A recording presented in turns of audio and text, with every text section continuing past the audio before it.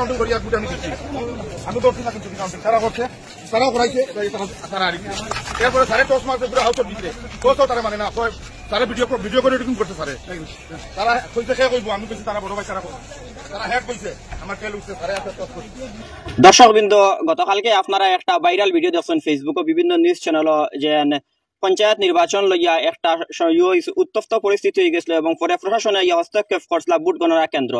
তো যেটা ঘটছিল গিয়া আমরা করিমগঞ্জ শহরের মধ্যে যেটা ভোট গণনা কেন্দ্র আসলো ওটাত আর গাঁও যেটা আসলো এটা পরে গিয়া ইলাসপুর জিপির আন্ডারে 8 নম্বর তো উইনিং ক্যান্ডিডেট হইলে গিয়া এখানে আমরা দারোবল আসইন আর গত রাতে আমরা দেখতাম পারছি যে একটা ভোটের ব্যবধানে বেড়া লাগছিল গিয়া আর তানোর এগেস্ট পার্টিও কিন্তু তানোর সাসার গরব বাই তো একবারেরও আরি তো এরপরে আবার বিভিন্ন ঝামেলা আমরা দেখতাম চাইছি। তো বর্তমানে যেহেতু আপনি জিতিছেন এবং এই স্টোরিগুলো হইলে আমরা খুব ভালো আসলো স্টোরি মানে সবার প্রথমে আমার যে ভোট যারা দিছে আমারে তাদের আমি মানে অনেক অনেক ধন্যবাদ দিই।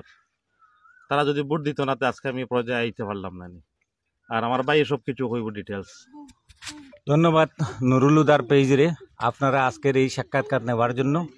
আমরা এখানে আপনি দেখরা অনেক মানুষ এখানে জড়ো হয়েছে। আমার 8 নম্বর ওয়ার্ডের যে মেম্বার জয়ী হয়েছেন এটার লগে আমার নগরিয়া 8 নম্বর ওয়ার্ডের মানুষরে সবাইরে ধন্যবাদ জানাই।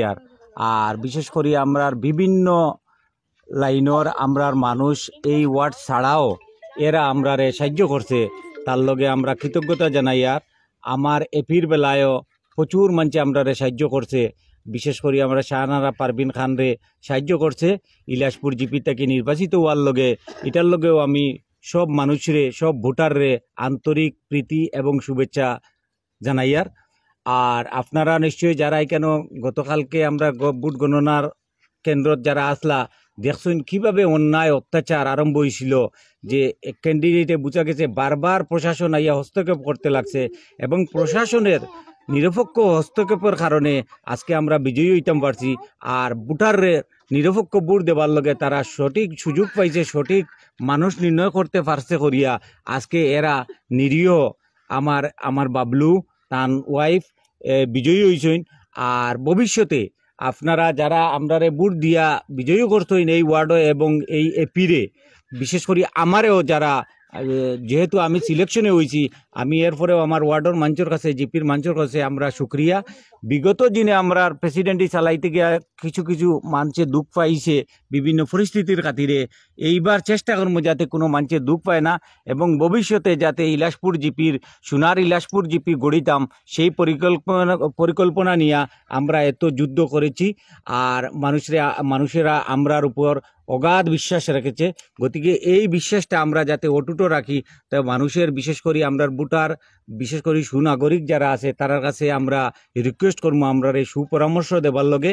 আর আমরা খেউরে মারার লগে মারিলেই মু দিতাম না খাটিলে মিটা শব্দ আমরা নাই। আমরার এরিয়ার মানুষগুলা খুবই গরিব মানুষ। আমরা প্ল্যানিং হইল গিয়ে এই মানুষগুলারে কীভাবে উন্নতির শিখরে পৌঁছাইতাম পারি ওটা হইল গিয়ে আমার বিশেষ করে বাবলু মুন্না আমার বড় হিসাব আমার হাসিব তাইন আসইন আমার গ্রামের আমার আশফাক আছে আমার আরও ভাই অকল আসইন কেন আমার হুসেন আসইন কমরুল আসইন নুরুল আসইন আমার বাইগনা আসইন সবরে কইয়ার যে আমরা লোকে সহযোগিতা রাখবা যেভাবে রাখছইন ভবিষ্যতে আমরা একটা সুন্দর জিপি গঠন করি এবং এই ইলাসপুর জিপিটা কি বাদশাহীগিরি বন্ধ হোক। এখানে যে বাদশাহীগিরি আরম্ভ হয়েছিল এই বাদশাহীগিরির প্রতিবাদে মানছে এই ভোটটা দিছে।